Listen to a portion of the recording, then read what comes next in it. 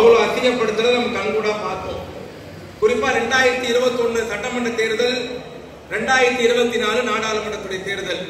2021 சட்டமன்ற தேர்தல பாஜக அதிமுக கூட்டணி, பாஜக மெயினா பாஜக அதிமுக கூட்டணி தமிழ்நாட்டில் இருக்கிற குறிப்பா தந்தி டிவி உட்பட எல்லாரும் சொன்னாங்க பெரும்பான்மை தொகுதி திமுக ஜெயிக்கும், ஆனா மயிலாப்பூர் டி நகரம் சந்தேகம். கரெக்டா?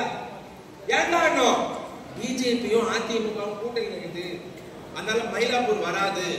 பிஜேபியும் அதிமுகவும் கூட்டணி இருக்குது, அதனால டி நகர் வராதுன்னா சொன்னவனா யாரானா பெரிய பெரிய தொலைக்காட்சி தான் சொன்னான். ரெண்டு பேர் ஒன்னா சேர்ந்து அதிமுக பிஜேபி பாமக ஒன்னு சேர்ந்து கூட டி நகரையும் மயிலாப்பூரையும் அவர்களால் வெற்றி பெற முடியவில்லை என்பதை நீங்கள் மறந்துவிடக் கூடாது. திமுகவின் கோட்டையாக டி நகரை மயிலாப்பூரை நம்முடைய மாவட்ட செயலாளரும் பகுதி செயலாளரும் மாற்றி காமித்தார்கள். பெரியவருடைய தாய்மகளே, இன்னைக்கு அரசியல் ஒரு கூத்தாக மாறி இருக்கிறது. அரசியல் ஒரு அசிங்கமா போயிருக்கிறது. திமுக நீண்ட வரலாறு உண்டு. திமுக சந்தித்த தலைவர்லாம் பார்த்தீங்கன்னா மிகப்பெரிய தலைவர்லாம் திமுக பார்த்தது, போராடியது, உறவு கொண்டிருக்கிறது, அரசியல் செய்திருக்கிறது, கூட்டணி வைத்திருக்கிறது. ஆனால் எனக்கு தெரிந்து 70 ஆண்டுகால திமுகவுடைய வரலாற்றில் 74 வருஷம் நல்லா போச்சு. இந்த 75வது வருஷம் மாதிரி எங்களுக்கு வந்த ஒரு கேடு காலம் அசிங்கம் மாதிரி நம்ம கட்சிக்கு வந்த மாதிரி எப்பவுமே வந்ததில்லை. காரணம் திமுக ஒரு வலுவான மாநில கட்சி. ஆட்சியில இருந்தால் திட்டங்களை தீர்த்தி இருக்கிறது, சட்டங்களை கொண்டு வந்திருக்கிறது. ஆட்சியில இல்லை என்று சொன்னால் போராட்ட காலத்தில் ஈடுபட்டிருக்கிறது. அண்ணா இருந்தார், நாவலர் இருந்தார், கலைஞர் இருந்தார், மதியழகர் இருந்தார், என்.வி. நடராஜர் இருந்தார், சத்தியவாணி முத்து இருந்தார், பேராசிரியர் அன்பழகர் இருந்தார். இப்படிலாம் தலைவர்லாம் திமுக இருந்தாங்க. இந்த தலைவர்லாம் யார் எதிர்த்து அரசியல் பண்ணாங்க பாத்தீங்கன்னா ஜவஹர்லால் நேரு, லால் பகதூர் சாஸ்திரி, மொரார்ஜி தேசாய், இந்திரா காந்தி, ராஜீவ் காந்தி, சஞ்சய் காந்தி, வி.பி. சிங், சந்திரசேகர், அடல் பிஹாரி வாஜ்பாய், எல்.கே. அத்வானி, இவ்வளவு பேரோட அரசியல் பண்ணிருக்கிறோம். தமிழ்நாட்டை ராமூர்த்தி, கல்யாண சுந்தரம், ஜீவா, எம்ஜிஆர், வாழப்பாடி ராமூர்த்தி, கக்கனு, வெங்கட்ராம, பக்தோச்சலம், பெருந்தலைவர் காமராஜர், இந்த மாதிரி ஆள் கூட அரசியல் பண்ணோம். ஒரு அரசியல்ல ஒரு எதிரியா இருந்தாலும் மதிக்கத்தக்க திறமையான தலைவரா மரியாதையா தலைவரா இருந்தாங்க. ஆனா இப்ப யார் கூட அரசியல் பண்றோம் தெரியுமா?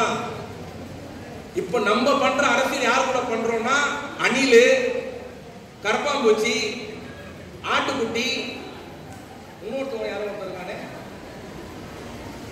ஆமகரி, ஆமை. நேரு கூட அரசியல் பண்ணோம் யார் கூட பண்றோம்னா அணில் கூட பண்ணுகிறோம்.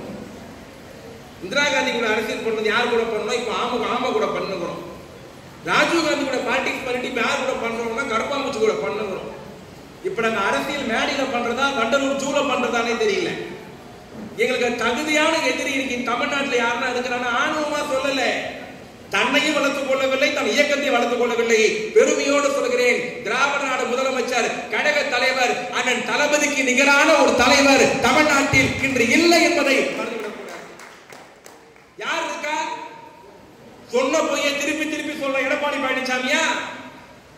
இல்ல பைத்தியம் முத்தி போய் தன்னைத்தானே ஜாட்டியில அடிச்சுக்கிற அண்ணாமலையா? யார் தலைவர் இன்னைக்கு தமிழ்நாட்டில்? ஓபிஎஸ்ஆ? ஜெயிலுக்கு போன சசிகலாவா? இன்னைக்கு தமிழ்நாட்டில் புதுசா ஒருத்தர் ஆரம்பிச்சுக்கிறாரு. ஒர்க் ஃப்ரம் ஹோம்ன்ற மாதிரி ஒர்க் ஃப்ரம் பாலிடிக்ஸ். வீட்டிலே தான் இருப்பேன், வெளியே வர மாட்டேன். வடிவேல் ஒரு பட்ட சொல்லுவார், இந்த கூட்டை தாண்டி நீயே வரக்கூடாது, நானும் வரமாட்டேன். அது மாதிரி பனையூர் ரூட்டை தாண்டி நானும் நடுவு இந்த சின்ன மாங்காய் பெரிய மாங்காய் 2 மாங்காய்க்கு சண்டை இருக்கிறதே 4 பேரு. அதுல 2 மாவட்டத்தில் பனையூர் இருக்கிறாங்க. இந்த பனையூர் ஒரு கெட்ட வார்த்தை ஆயிடுச்சு. பனையூருக்கு கெட்ட வார்த்தை, அப்பம் பிடிக்காதவங்க அங்கதான். பனையூர் சந்தித்துக் கொள்ளுங்கள். இதை கொடுமை என்ன தெரியுமா? மரியாதைக்குரிய பாமக நிறுவனர் டாக்டர் ராமதாஸ் ஒரு 1.5 மாசம் முன்னாடி அறிக்கை விடுறாரு. என்ன விட்டார் தெரியுமா? கலைஞரின் பேரன் உதயநிதி ஸ்டாலினுக்கு என்ன தகுதி இருக்கிறது திமுகவில் பொறுப்பு கொடுத்தீர்கள்? கேட்டது யார் தெரியுமா?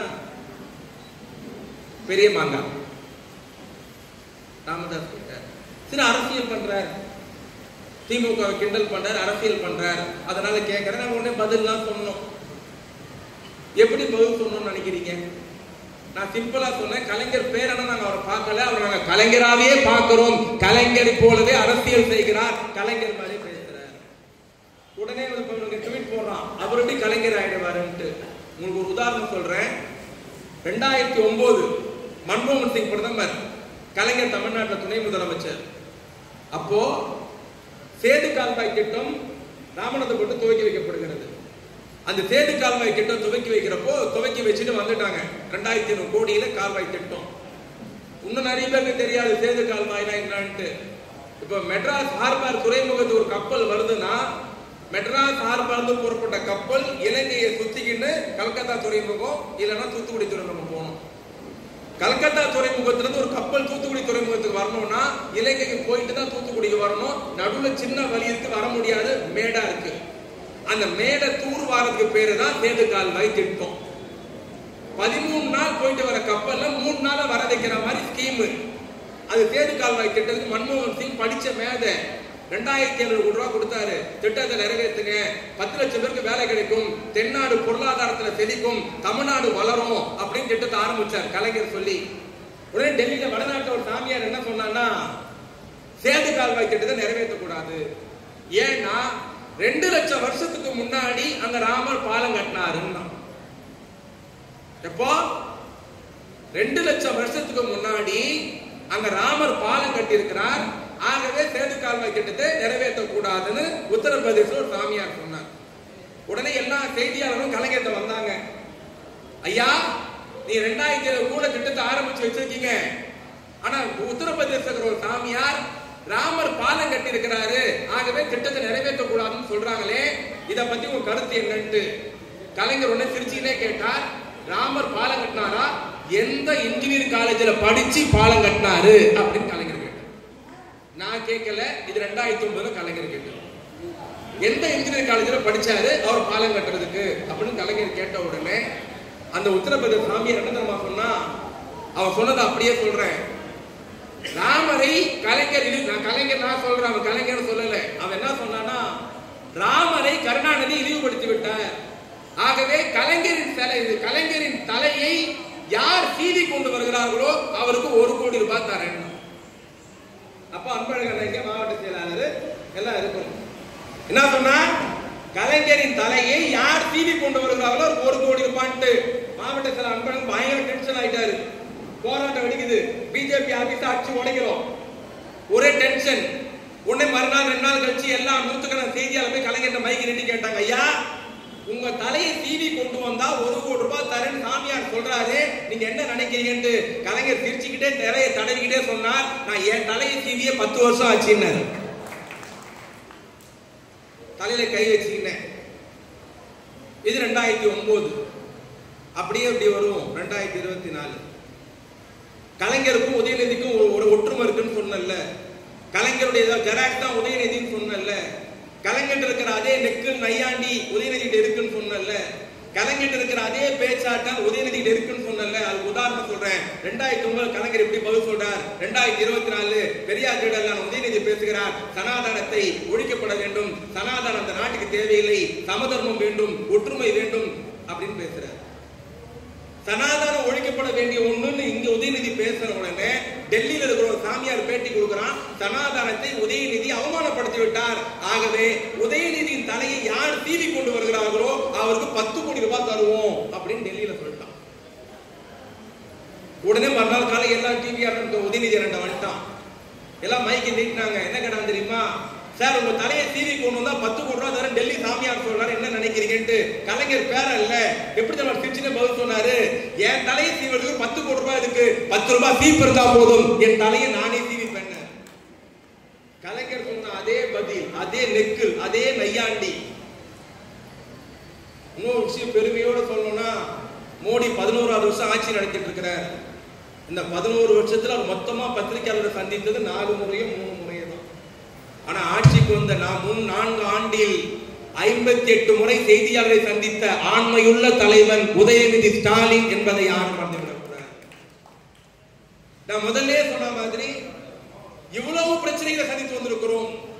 ஏன் எல்லாம் நம்மளே குறை சொல்றோம்னா, நம் மீது இருக்கிற வெறுப்பு. எல்லோரும் படிக்க வேண்டும் என்று சொல்லுகிறோம். இன்னைக்கு ஒரு புள்ளி விவரம் மத்திய அரசாங்கம் வெளியிட்டு இருக்கிறது. என்ன புள்ளி விவரம்னா, வரலாற்றை நம்ம எப்பெல்லாம் மறைக்கப்பட்டோம்னு பாருங்க. நம்ம எப்படியெல்லாம் பைத்தியக்காரன் ஆக்கணும், எப்பெல்லாம் நம்ம காதல பூ சுத்தலாம். இன்னைக்கு ஒரு கூட்டம் மீண்டும் சொல்லி கொண்டிருக்கிறது, டாஸ்மார்க்கை மூடுங்கள், ஒயின் ஷாப்பை மூடுங்கள், பெண்களை தாலி அறுக்காதீர்கள், இதுல 1000 ரூபாய் இதுல சம்பாதிச்சுனா மாசம் 1000 ரூபாய் கொடுக்குறீங்களா, இதை மூட வேண்டியதானே. அப்படியே பெண்களை கவர்ற மாதிரி, இவனுக்கு ரொம்ப அதிகமா அக்கறை இருக்கிற மாதிரி டாஸ்மார்க்கை மூடுங்க மூடுங்க மூடுங்க. சரி, ஓகே. டாஸ்மார்க் என்ற ஒரு சாராய கடை நிறுவனத்தை அரசாங்கத்தின் சார்பில் முதல் ஆரம்பிச்சது யாருன்னா கேளுங்க. இதுல நிறைய இளைஞர் உட்கார்ந்துருக்கீங்க, பிள்ளைங்க எல்லாம் உட்கார்ந்துருக்கீங்க. இந்த கூட்டத்தை மாவட்ட செயலருடைய பர்மிஷனோட 2-3 கேள்வி பதில் மாதிரி வச்சுக்கலாம். எதிரில் இருக்கிறவங்க யாராவது ஒரு 30 வயசு பையன் யாருன்னா எழுத சொல்லுங்க. டாஸ்மார்க்கை முதல் ஆரம்பிச்சது யாரு? எல்லாரும் கடைக்கு போறவங்க தான், கூச்சப்பட வேண்டியதுமே இல்லை. டாஸ்மார்க்கை ஆரம்பிச்சது யாரு?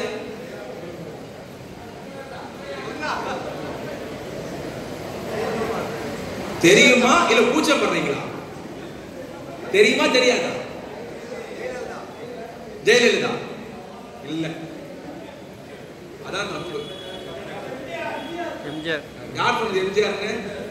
கை தூக்குங்க, கை தூக்குங்க. சூப்பர். அப்பத்திலிருந்து குடிக்கிற சீனியர் எல்லாம் கிடையாது, கரெக்டா சொல்லியிருக்கிறேன். எல்லாரும் என்ன சொல்லுவாங்க?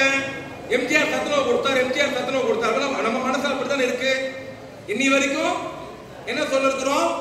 எம்ஜிஆர் சத்துணவு கொடுத்தாரு, எம்ஜிஆர் பல்புலி கொடுத்தாரு, எம்ஜிஆர் செருப்பு கொடுத்தாரு, எம்ஜிஆர் யூனிஃபார்ம் கொடுத்தாரு. இதுதான் இன்னி வரைக்கும் இருக்கிறது. ஆனா உண்மை பிராக்டிக்கல் வரலாறு என்ன தெரியுமா? சாராய கடையை டாஸ்மார்க் என்ற நிறுவனத்தை ஆரம்பித்ததே மறைந்த முதலமைச்சர் எம்.ஜி. ராமச்சந்திரன் தான். கொடுமை என்ன தெரியுமா? டாஸ்மார்க் சாராய கடை ஆரம்பிச்சது எம்ஜிஆர். இன்னைக்கு தமிழ்நாட்டில் 1,80,00,000 பேர் ரேஷன் கடையில் பொருள் வாங்குறாங்க தெரியுமா? அந்த ரேஷன் கடை சிவில் சப்ளை கார்பரேஷனை ஆரம்பித்தது என்னுடைய மறைந்த தலைவர் டாக்டர் கலைஞர். யாரும் வரலாறு பாருங்க. ரேஷன் கார்டை கொண்டு வந்தவரை மறந்துருச்சு, ரேஷன் கடையை கொண்டு வந்தவரை மறந்துருச்சு, ரேஷன் கடையை இந்தியாவில் முதல் அறிமுகப்படுத்தினவரை மறந்துருச்சு. இன்னைக்கு எல்லாருக்கிட்டையும் ரேஷன் கார்டு இருக்கு, எல்லாரும் ரேஷன் கார்டுல பொருள் வாங்குறாங்க. ரேஷன் கார்டு ஒரு அத்தியாவசிய தேவை. ஆனா யாருக்குமே தெரியாது அந்த ரேஷன் கார்டை கலைஞர் தான் முதல்ல ஆரம்பிச்சு வச்சாரு. ஆனா டாஸ்மார்க் ஆரம்பித்த எம்ஜிஆரை வேற மாதிரி காமிக்கிறாங்க.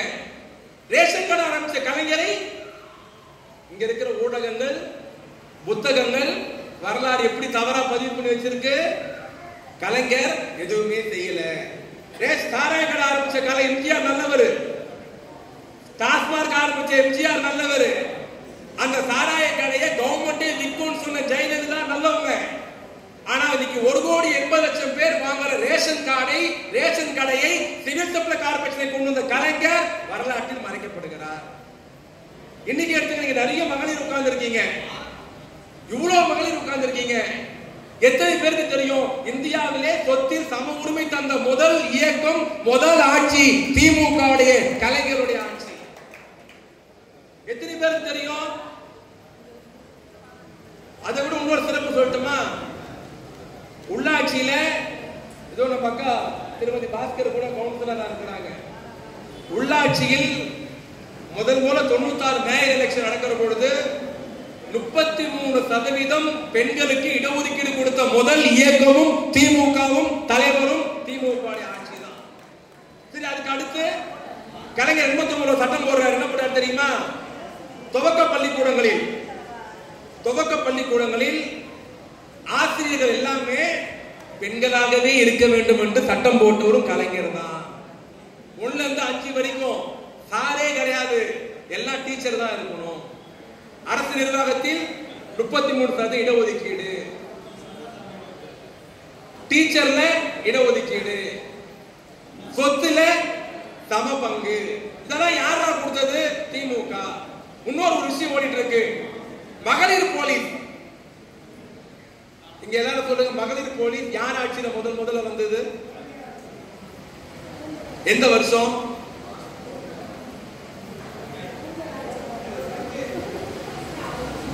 எப்போ? 72 இந்தியாவிலேயே பெண்களை காவல்துறையில் சேர்த்த முதல் முதலமைச்சர் தமிழ்நாட்டு முதலமைச்சர் டாக்டர் கலைஞர். மறந்துடக்கூடாது. 72. ஆனா இங்க இந்த அம்மா 91 முதலமைச்சர் ஆச்சு. அப்போ ஒரு அம்மா எஸ்பி ஆயிடுச்சு. வரலாறு என்ன சொல்லுதுன்னா, இவங்க எப்படி எழுதி வைக்கிறாங்க, எப்படி கட்டமைச்சிருக்கிறாங்க, எப்படி பிரச்சாரம் பண்ணிருக்காங்கன்னா, பெண் போலீஸ்னாவோ ஜெயலலிதா வந்து தான் ஆரம்பிச்ச மாதிரியும், அதுக்கு முன்னாடி பெண் போலீஸே இல்லாத மாதிரியுமே இவங்க வந்து கதை அழைக்கிறாங்க. இதுக்கு என்னங்க ஆதாரம்? ராஜீவ்காந்தி ஸ்ரீவில்லிபுத்தூர் கூட்டத்துக்கு வர போட்டோலாம் பாத்தீங்கன்னா பாதி பொம்பளை போலீஸ் தான் நின்றுட்டு இருக்கும். இந்த அம்மா வந்து ராஜீவ்காந்தி செத்த பிறகு. ஆனா வரலாறு என்ன மறைச்சிட்டாங்க? திமுக ஆட்சியில பொம்பளை போலீஸ் இல்ல. ஆனா 72 கலைஞர் தான் கொண்டு வந்தார் முதல்ல பெண்கள் காவல் நிலையத்தை. மகளிர் சுய உதவி குழு திமுக என்ன செய்தது? இன்னைக்கு மகளிர் சுய உதவி குழுல குறிப்பா இந்த ஆட்சியில துணை முதலமைச்சர் உதயநிதி ஸ்டாலின் மூலமாக பல ஆயிரம் கோடி ரூபாய் கடன் கொடுத்திருக்கிறோம். அந்த மகளிர் சுய உதவி குழு கூட 89 தர்மபுரியில் துவக்கி வைத்தவர் நம்முடைய முதலமைச்சர் கலைஞர் என்பதை மறந்துவிடக் கூடாது. பொம்பளை போலீஸ் திமுக, சொத்துல சம உரிமை திமுக, துவக்க கல்வியில ஆசிரியர் பெண்கள் நியமனம் திமுக, அப்புறம் அரசாங்க வேலையில 33% இடஒதுக்கீடு திமுக, சுய உதவி குழு திமுக, எல்லாம் திமுக. அப்ப ஜெயலலிதா என்னதாங்க பண்ணிச்சு? என்ன பண்ணிச்சுன்னா, தப்பான முறையில் குழந்தை பெற்றுட்டு போய் ரோட்ல போட்டு போயிட்டா அந்த குழந்தைய வளர்க்கறதுக்கு தொட்டில் திட்டம் கொண்டு வந்து அந்த அம்மா இதை தவிர வேற எதுவும் பண்ணல. ஆனா வரலாறு என்ன சொல்லிட்டு இருக்கு? ஏன் கூட்டம் போட்டு கலைஞருடைய சாதனையை, திமுக சாதனையை, திமுக வரலாறை சொல்லணும்ட்டு ஆனா வேலும் கருணாநிதி ஏன் நினைக்கிறாங்க? நாம் என்ன நல்லது பண்ணாலும், நாம் கொண்டுங்கிற சட்டங்களை போல் திட்டங்களை போல், ஏன் இங்க நிறைய பட்டியலின் தோழர்கள் இருப்பீங்க, உங்களுக்கு தெரியுமா? இங்க சொம்போடு இருக்காங்க, சொம்போடு இருக்கா? இங்க இருக்கா? குடிசை மாற்றுவாரியல்ல முதல்ல கலைஞர் சொம்போடு துவங்கி வைக்கிறார். எங்க துவக்கி வச்சாருன்னா கோட்டுப்புறம் கைதாப்பேட்டை கோட்டுப்புறம் துவக்கி வைக்கிறார். அடுக்குமாடி குடியிருப்பு துவக்கி வைக்கிறார். அது யாருன்னா முதல்ல பட்டியலின மக்களுக்கு டீமுடைய பெயர். அந்த திட்டத்தில் யார் துவக்க யார் கலந்துக்கிறான்னா, அன்றைய இந்தியாவின் துணை பிரதமராக இருந்த ஜெயபிரகாஷ் நாராயண் ஒரு பாபுஜி கலந்துக்கிறார். அவர் கலந்து துணை பிரதமராக உட்கார்ந்து இருக்கிறார். அப்போ கலைஞர் பேசுறார். இந்த திட்டத்துடைய சிறப்பெல்லாம் சொல்லிட்டு இந்த திட்டத்தை வந்து முதலமைச்சர் துவக்கி, இந்தியாவுடைய துணை பிரதமர் துவக்கி வைக்கணும்ட்டு அவர் வந்து பேச வர்றார். அவர் என்ன தெரியுமா சொன்னாரு? இதுல கூடுதல் சிறப்பு என்னன்னா, அவர் வந்து ஒரு பட்டியலத்தை சார்ந்தவர். அவர் சொன்னது கலைஞரை பார்த்து, இந்த திட்டத்தை துவக்கி என்னை அழைத்திருக்கிறீர்கள், நான் மிகவும் மிகவும் மிகவும் மகிழ்ச்சி அடைகிறேன். ஆனால் நான் பீகார் மாநிலத்தில் 9 வருடம் முதலமைச்சராக இருந்தேன். நான் 9 வருடம் முதலமைச்சராக இருந்து என் சமுதாய மக்களுக்காக எனக்கு வராத சிந்தனை தமிழ்நாட்டு முதலமைச்சராக இருக்கிற உங்களுக்கு வந்திருக்கிறது. நான் பாராட்டுகிறேன். இந்த திட்டத்தை இந்திரா காந்தி இடத்திலே சொல்லுவேன். டெல்லிக்கு போனார், இந்திரா காந்தி இடத்துல சொன்னார். தமிழ்நாட்டு முதலமைச்சர் கலைஞர் கருணாநிதி குடிசை மாற்று வாரிய திட்டத்தை கொண்டு வந்திருக்கிறார், தொகுப்பு வீடு திட்டத்தை கொண்டு வந்திருக்கிறார். தொகுப்பு வீடுனா என்னன்னு இந்திரா காந்தி கேட்டாங்களாம். தொகுப்பு வீடுனா ஊருக்கு வெளியே காலனி பகுதியில் ஆத்தங்கரை ஓரமா, குட்டை ஓரமா, ஏரிக்கரை ஓரமா குடிசை போட்டு மழையிலையும் வெயிலையும் இருக்கிற அந்த ஏழை ஜனங்களை ஊருக்கு கூட்டு வந்து சிமெண்ட் வீடு கட்டி, தொகுப்பு வீடு கட்டி அவர்களை நாகரிகத்தோடு வாழ வைத்த தமிழ்நாடு முதலமைச்சர் கருணாநிதி இந்திரா காந்தி இடத்துல சொன்னாராம். அந்த அம்மையார் உடனே இந்த திட்டத்தை இந்தியா ஃபுல்லா நடைமுறைப்படுத்தினார். அதுக்கு பேரு தான் இந்திரா காந்தி ஊரக வீட்டு வசதி திட்டம். அன்னைக்கு இந்திரா காந்தி பேர்ல வந்தது. ஆனா துவக்கி வச்சது யார் தெரியுமா? கலைஞர். இதே கிருபானந்த வாரியார் நம்ம செய்த சாதனையை போல் திமுக இந்த நாட்டுக்கு செய்த சாதனை போல் யாருமே செஞ்சிருக்கீங்கன்னா, யாருமே செஞ்சது செய்யவும் முடியாது. கலைஞருக்கு 13 வயசு. கிருபானந்த வாரியார் திருவாரூர் கோயிலுக்கு போறார். அந்த கோயில்ல பேசிட்டே இருக்கிற, பேசிட்டே இந்த கிருபானந்த வாரியார் புலாவ் உண்ணக்கூடாது, அசைவு சாப்பிடக்கூடாது, பிராணிகளை பயிரிடக்கூடாது, அது பாவம் அப்படின்னு பேசிக்கிட்டே வராராம். பேசிட்டே வந்த உடனே டக்குனு 13 வயசு பையன் அந்த கூட்டத்தில் நடுவுல எழுதி கேட்டானா, ஐயா சாமியாரே, புலாவ் உண்ணக்கூடாதுன்னு சொல்றீங்க, பிராணிகளை பலியிடக்கூடாதுன்னு சொல்றீங்க. சரி, அப்ப புலியும் சிங்கமும் என்ன சாப்பிடும் சொல்லிட்டு போங்கன்னா, புலி சிங்கத்துக்கு உணவு என்ன? மிருகங்கள் தான். உடனே கிருபானந்த டென்ஷன் ஆகி கேட்டாரா, யார் இந்த பையன் அப்படின்னு கேட்டுக்கிறார். அப்ப கோயில் நிர்வாகிகள் சொல்லியிருக்காங்க, முத்துவேலர் பையன் கருணாநிதி அப்படின்னு இருக்காங்க. இந்த கேள்வி கேட்கிற போது கலைஞருக்கு 13 வயசு. காலங்கள் ஓடியது, வருடங்கள் ஓடியது, அப்படியே போயிட்டே இருந்தது. 73 சென்னை கலைவாணர் அரங்கத்தில் ஒரு விழா. என்ன விழானா, தொழுநோயாளிகளுக்கு மறுவாழ்வு கட்டி தருகிற விழா. இன்னைக்கு தொழுநோயாளிகள் இன்னைக்கு மூஞ்ச சொல்லிப்போம், கிட்ட போக மாட்டோம், வீட்டை யாருக்காக இருந்தாலும் தள்ளி வைப்போம். ஆனால் இன்னிலிருந்து 45 வருஷம் முன்னாடியே கலைஞர் என்ன பண்றாரு, தொழுநோயாளிக்கு மறுவாழ்வு கட்டி கொடுக்கிறாரு. அந்த விழால கிருபானந்த வாரியார் பேசுறார். எந்த கிருபானந்த வாரியார்? 13 வயசுல கலைஞர் கேள்வி கேட்டார்ல, அந்த கிருபானந்த வாரியார் என்ன சொன்னாரா தெரியுமா? நான் ஆன்மீக சாமியாராக வந்திருக்கிறேன், இவ்வளவு பேர் குழுமி இருக்கிறீங்க, ரொம்ப சந்தோஷம், மகிழ்ச்சி. ஆனால் என்னுடைய அனுபவத்தில் நான் எத்தனையோ முதலமைச்சரை பார்த்திருக்கிறேன், எத்தனையோ முதலமைச்சர்களோடு பேசி இருக்கிறேன், பழகி இருக்கிறேன், உறவாடி இருக்கிறேன். ஆனால் யார் ஆட்சிக்கு வந்தாலும், அதிகாரத்துக்கு வந்தாலும் கோட்டைக்கு போவார்கள், பேட்டி கொடுப்பார்கள், இல்லை என்றால் பொட்டி வாங்குவார்கள். ஆனால் கோட்டைக்கு போய் தொழுநோயாளை பத்தி யோசித்த ஒரே முதலமைச்சர் தமிழ்நாட்டு முதலமைச்சர் கலைஞர் என்று கிருபானந்த வாரியார் பாராட்டினாராம். நான் பணிவோடு கேட்கிறேன், இங்க இருக்கிற எல்லாரும் கேட்கிறேன், வரலாறு தெரிஞ்சவங்க இருக்கிறீங்க, தெரியாதவங்க இருக்கிறீங்க, எந்த முதலமைச்சராவது தொழுநோயாளை பத்தி யோசிச்சா படிச்சிருக்கோமா? எந்த முதலமைச்சராவது தொழுநோயாளிக்கு வீடு கட்டி கொடுத்தார், மருத்துவமனை கட்டி கொடுத்தார், நிவாரணம் கொடுத்தார், படிச்சிருக்கிறோமா? ஆனா நம்முடைய மறைந்த தலைவர் கலைஞரை போல், அவர் செய்த சாதனையை போல், அவர் செய்த பணியை போல், அவர் இயற்றிய திட்டங்களை போல் இந்தியாவில் எந்த கொம்பனும் செய்ததில்லை என்பதை யாரும் மறந்து